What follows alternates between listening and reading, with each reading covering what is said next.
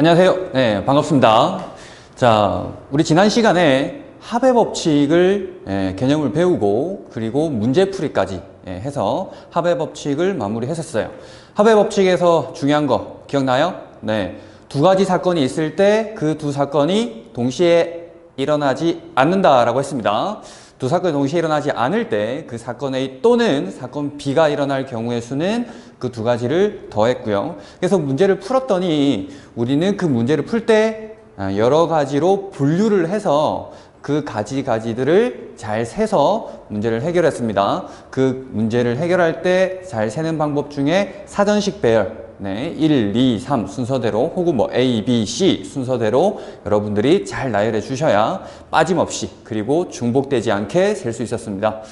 자, 그러면 오늘 우리가 할 부분은 어디냐면 곱의 법칙이에요. 곱의 법칙. 자, 여기 보이는 곱의 법칙. 자, 합의 법칙과 곱의 법칙이 크게 두 가지 법칙이 있는데요. 자, 합의 법칙은 말 그대로 더하는 법칙이었죠. 두 사건이 동시에 일어나지 않을 때 그 각각의 사건의 경우의 수를 더하는 거였는데 이번에는 마찬가지 곱의 법칙이니까 곱하겠죠. 자, 그럼 이런 예를 들어볼게요. 자, 우리 중학교 때 이런 그림 많이 봤을 거예요. 그죠?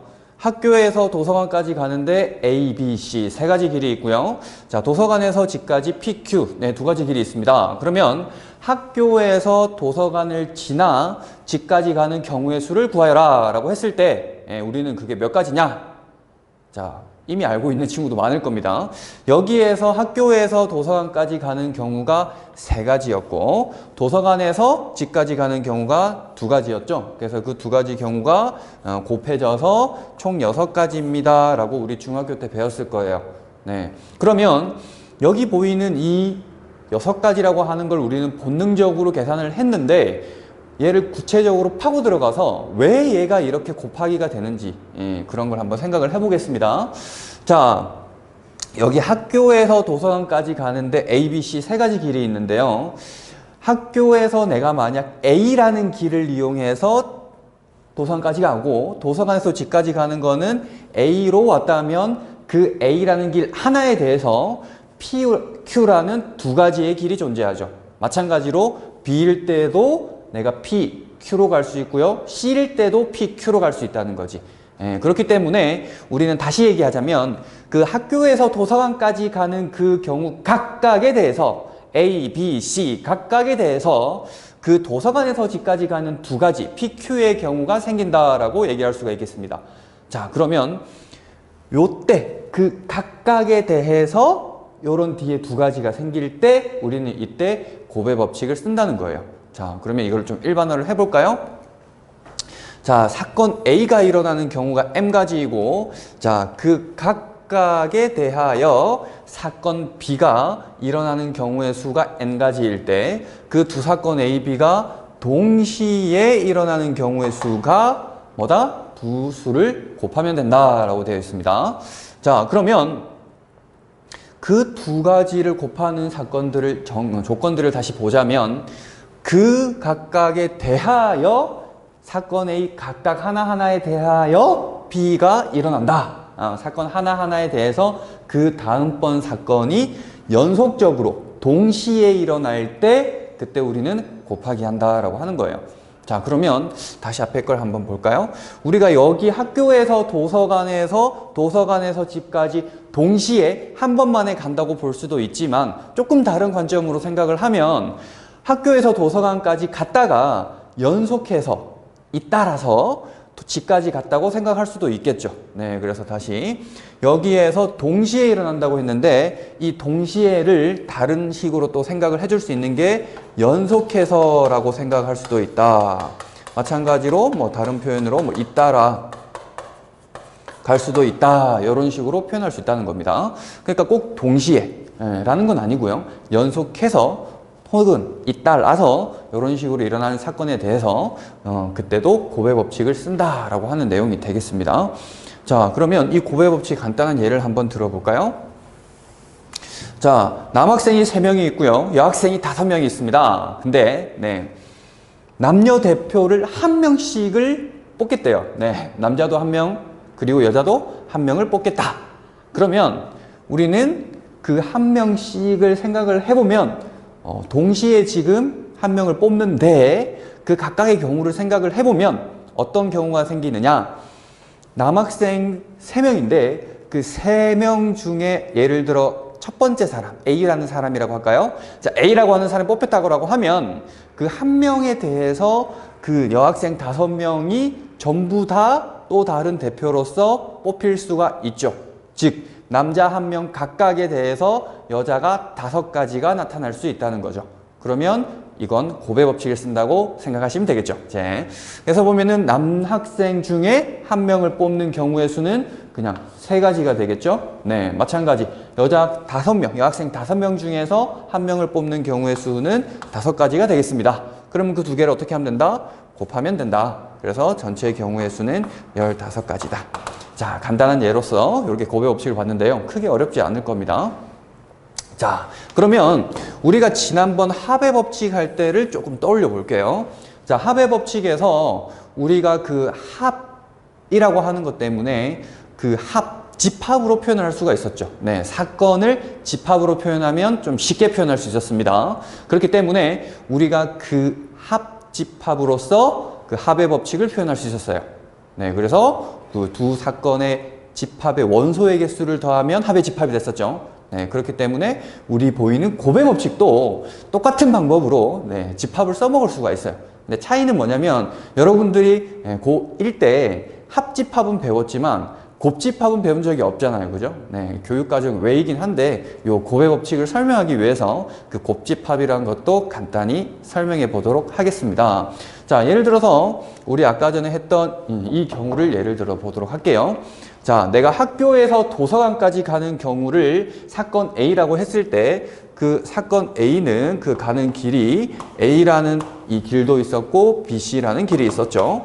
마찬가지 도서관에서 집까지 가는 사건을 B라고 한다면 그 B의 경우는 P와 Q 이렇게 2가지의 사건 경우의 수가 있었습니다. 그러면 우리가 A라고 하는 이 집합 사건과 B라고 하는 이 집합 사건을 곱집합으로 표현할 수 있다는 거예요. 자, 그러면 그걸 어떻게 정의하느냐? 어떻게 정의하냐면요. 자, A 곱집합 B를 정의할 때 우리는 이런 식으로 정의를 해요. 자, 여기에 A의 원소 하나를 순서상으로 앞에 이렇게 적어주고요. 그러니까 여기 보이는 이거의 원소를 여기 앞에 이렇게 적어주고 그때 B의 원소들을 여기 뒤에다가 순서상으로서 이렇게 표현을 해주시면 돼요. 그러면 AP도 될 거고 AQ도 될 거고요. 자, 마찬가지로 BP도 될 거고 BQ도 되겠죠. 마찬가지 여기다 적을까요? 자, CP도 되고 CQ도 되겠죠. 자, 이렇게 A 곱집합 B를 정의할 수가 있다는 거예요. 자, 그럼 이렇게 정의를 하면 자, 어떻게 되느냐? 여기 보이는 곱집합의 원소의 개수 총 몇 개예요? 6개죠. 그 6개가 우리가 구하고자 했던 이 곱의 법칙을 썼을 때의 경우의 수와 똑같이 나타난다는 거예요. 자, 곱집합에 대한 일반 한번 설명을 보겠습니다. 자, 두 유한집합 AB의 원소의 개수가 M가지와 N가지 아까 전에 했던 경우다. 그죠? 자, 각 원소에 B의 각 원소를 하나씩 대응시켜서 만들었다. 그런 순서쌍들을 모아놓은 집합을 A와 B의 곱집합이라고 하고 이러한 기호로서 표현을 하겠다. 그럼 그때 원소의 개수가 총 경우의 수가 되는 겁니다. 그 원소의 개수는 아시다시피 요 A의 원소의 개수와 B의 원소의 개수를 곱한 것만큼이 원소의 개수가 된다는 거죠. 네, 그렇게 어렵지 않습니다. 그죠? 교육과정이 나와 있지는 않지만 여러분들이 충분히 해결할 수 있는 부분의 내용입니다. 자, 그럼 이 곱집합은 언제 많이 써먹느냐? 우리가 주로 다항식에서 전개를 했을 때, 다항식 간의 곱에서 전개를 했을 때 몇 개의 항이 나타나느냐에 많이 쓰이는 문제예요. 자, 그러면 자, 우리 또 다른 거 약수의 개수에 대한 얘기를 보고 나중에 예를 들어보면서 곱집합에 대한 얘기를 좀 해보도록 하겠습니다. 자, 이제 약수의 개수는 분명히 이걸 본 친구들도 있을 거예요. 자, 그러면 어떻게 약수의 개수, 어떠한 수가 있을 때 약수의 개수를 우리는 구할 수 있을 것이냐 보겠습니다. 어떠한 자연수 n이 있어요. 근데 얘를 A의 P제곱, B의 Q제곱, C의 R제곱 이렇게 얘기를 했습니다. 자, 그러면 우리가 여기 보이는 이러한 수는 어떻게 만들어진 거냐면 A라고 하는 녀석이 빵번 곱해졌다. 즉 1이 되었다가 한 번, 두 번, 세 번 이렇게 곱해지고 P번 될 때까지도 곱해졌고요. 마찬가지로 동시에 B라고 하는 녀석이 0에서부터 한 번, 두 번, 세 번 가서 Q까지 이렇게 곱해졌을 거고요. 자, C라고 하는 녀석도 마찬가지 동시에 0에서부터 해서 1, 2, 3 해서 R까지 이렇게 곱해졌을 거죠. 다시 표현을 해주면 이 P라고 하는 녀석이 0에서부터 1에서부터 P까지 이렇게 갔을 거다. Q도 마찬가지로 0에서부터 1에서부터 Q까지, R도 0에서 1에서 2부터 해서 R까지 이렇게 됐다는 거죠. 그러면 여기 보이는 N이라고 하는 녀석의 원소들은 어떻게 표현이 되어 있냐면 그 원소들을 소인수분해했을 때 A의 어떠한 몇 제곱, B의 어떠한 몇 제곱, C의 어떠한 몇 제곱이 되는 형태로 나타나요. 그러면 거기서 나타날 수 있는 이 원소, 이 약수의 원소 표현들은 여기 보다시피 0에서부터 P까지, 0에서부터 Q까지, 1에서부터 R까지가 동시에 일어나는 경우의 수가 됩니다. 그러면 여기서 이 약수의 개수를 표현할 때는 자, P가 0에서부터 P까지니까 총 P 플러스 한 번이 일어났겠죠. 마찬가지로 Q도 Q 플러스 한 번 일어났을 거고 R 플러스 1번 이렇게 일어났을 겁니다. 동시에 일어났기 때문에 그 각각의 경우들을 곱하기 해서 이렇게 표현을 했습니다. 자, 그러면 약수의 개수를 이렇게 표현을 했고요. 자, 약수의 총합. 네, 약수의 총합. 여기 나타나는 모든 약수를 다 더하고 싶은 거야. 그러면 그 약수를 다 더한 건 어떤 식으로 표현이 될 거냐면요. 약수의 총합 같은 경우에는 나중에 문제를 풀면서 더 다시 설명을 할게요. 이거 구체적으로. 여기서는 이 P라고 하는 이 제곱 되기 전까지, 즉 A의 0제곱부터 해서 A의 1제곱, A 2제곱, A의 P제곱까지를 이렇게 다 더하고요. 마찬가지 B라고 하는 녀석도 0제곱부터 B의 1제곱부터 B의 Q제곱까지 더하고요. 곱하기, 밑에다 적을게요. 곱하기 C의 0제곱부터 플러스 C의 1제곱, C의 R제곱까지 이렇게 다 곱하면 된다. 그러면 사실 여기서 보면은 여러분들 어디서 본 거랑 비슷하냐면, 똑같냐면 요건 등비수열의 합할 때 봤었어요. 등비수열의 합. 기억나요? 네. 등비수열 합할 때 봤던 형태다. 나중에 만약 복잡한 어려움, 긴 문제가 나오면 그땐 등비수열의 합으로 풀면 되고요. 몇 개 안 되면 그냥 더해주시면 되겠죠. 자, 그래서 우리는 이러한 n이 이러한 형태로 표현이 됐을 때 약수의 개수는 어떻게 된다? 요 지수들의 1을 더한 후에 다 곱해버리면 총 약수의 개수가 나타난다 라고 했었습니다. 자, 총합은 어떻게 된다? 요 A의 P제곱이 되기 위해서 자, A 0제곱, A 1제곱부터 A P제곱까지 있었을 텐데 걔네들을 다 더하고 마찬가지 B도 B의 0제곱부터 B의 Q제곱까지를 더하고 마찬가지 C도 그렇게 해서 동시에 일어나니까 또 더해버리면 총합이 나타나는 거였습니다. 자, 이 총합에 대한 자세한 예를 들어서 하는 설명은 뒤에 필수예제 문제를 하면서 한번 다시 해볼 거고요. 자, 오늘 이제 여기까지 했던 내용들을 다시 한번 잠깐 점검해 보도록 하겠습니다. 자, 고배 법칙은 그 두 사건이 있다고 했을 때 그 하나의 사건의 경우의 수 각각마다 그 다른 사건의 경우의 수가 생겼을 때 그때 그 두 사건이 동시에 혹은 연속해서 일어날 경우는 총 M, N이라고 한다면 그 두 가지를 곱하는 경우로 나타났다라고 하는 거였습니다. 자, 그러면 우리 합의법칙과 마찬가지로 합의법칙에서도 우리가 사건 3개나 4개나 5개가 되더라도 무조건 성립을 할 수 있었는데요. 조건만 만족시키면. 우리 고배법칙에서도 마찬가지로 사건이 2개, 3개, 4개로 되더라도 그 사건 각각에 대해서 또 다른 그 사건들이 일어난다. 그 사건들이 동시에 일어날 경우의 수를 구해라 라고 한다면 고배법칙 또한 여러 가지의 사건들에서도 성립할 수가 있습니다. 자, 그렇기 때문에 우리는 한 두 가지, 세 가지, 네 가지, 다섯 가지, 여러 개 되면 안 되겠네? 이렇게 생각을 해줄 필요는 없겠습니다. 자, 그렇게 개념 정리를 했고요. 오늘 했던 부분들을 마지막 점검하는 문제를 한번 풀어보도록 하겠습니다. 자, 여러분들은 자, 개념 확인 코너인데요. 선생님이 풀어주기 전에 꼭 지금 스탑해서 한번 풀어보시기 바라겠습니다. 자, 어렵지 않을 겁니다. 한번 풀어보세요.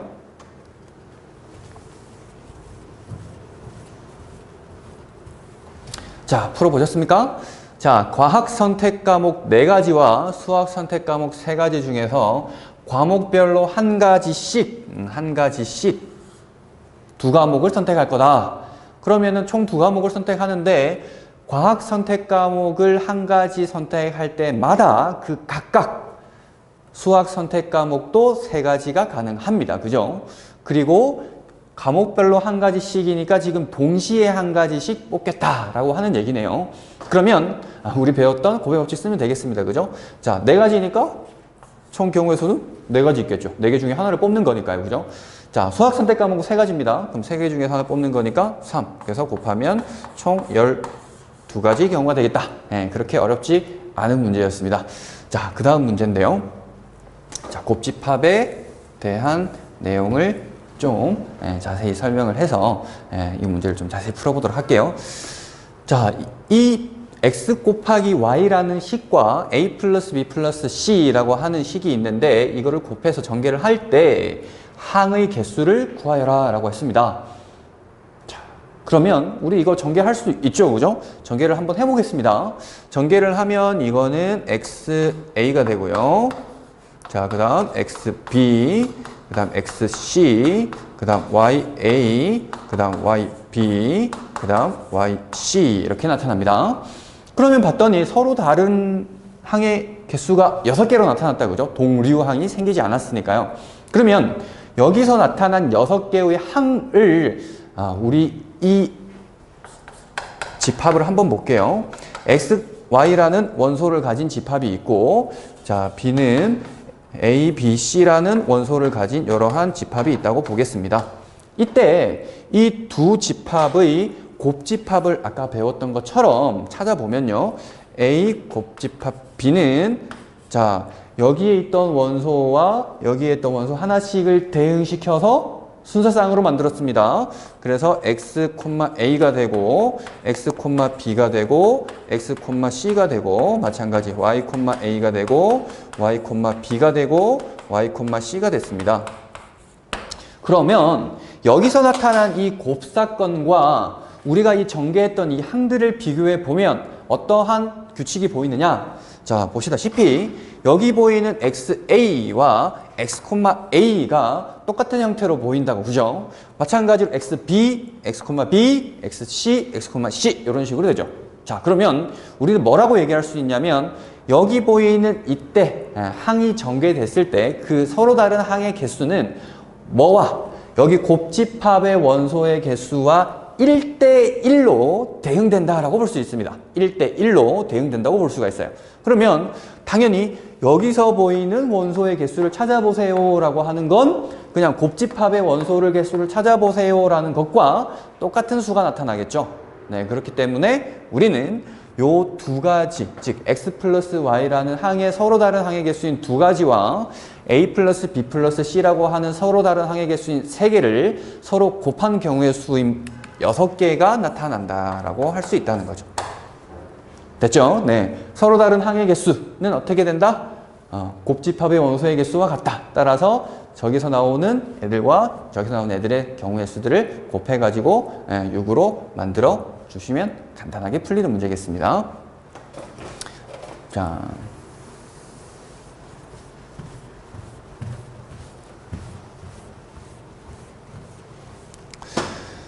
자, 그 다음 5번.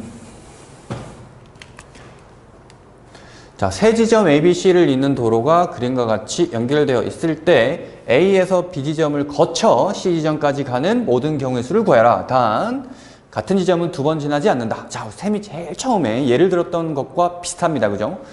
자, A에서 B까지 가는 그 각각의 하나하나의 길에 대해서 B에서 C까지 또 각각의 길로 갈 수가 있습니다. 그러면 여기서 총 갈 수 있는 경우의 수는 세 가지고요. 연속해서 동시에 B에서 C까지는 네 가지가 이렇게 가능할 수가 있겠네요. 그럼 그 두 가지 경우를 곱했으니까 전체 경우의 수는 12가지다. 얘는 그렇게 어렵지 않게 해결할 수가 있겠네요. 자, 오늘 이래서 곱의 법칙을 다 했는데요. 그렇게 어렵지 않습니다. 그죠? 자, 합의 법칙과 곱의 법칙의 차이점을 알아주시는 게 여러분들이 좀 중요하게 접근해야 될 부분이에요. 다시 한번 볼까요? 합의 법칙은 어떨 때 쓴다? 그 두 사건이 있는데 그 두 사건이 동시에 일어나지 않을 때 사건 A 또는 사건 B가 일어나는 경우의 수를 찾는 거였고요. 곱의 법칙은 뭐였다? 그 사건 A와 사건 B가 일어나는데 사건 A 하나하나 각각에 대해서 사건 B가 일어날 때 그때 그 사건 A와 B가 동시에 혹은 연속해서 일어나면 우리는 곱의 법칙을 쓰는 거였습니다. 자, 문제를 다음 시간에 풀어볼 텐데 미리 다시 얘기하지만 미리 꼭 열심히 풀어보셔서 선생님과 같이 다시 한번 또 풀어보는 식으로 해야 여러분들의 공부가 효과가 있을 겁니다. 자, 여기까지 신민규였습니다. 다음 시간에 문제풀이 강의에서 뵙도록 하겠습니다.